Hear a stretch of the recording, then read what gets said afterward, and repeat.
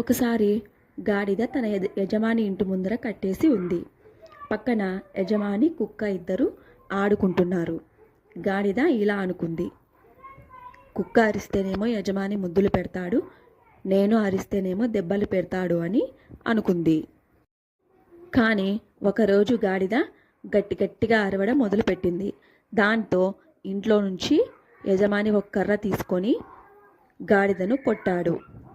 అప్పుడు గాడిద సైలెంట్గా ఇంటి ముందరే కూర్చోయింది.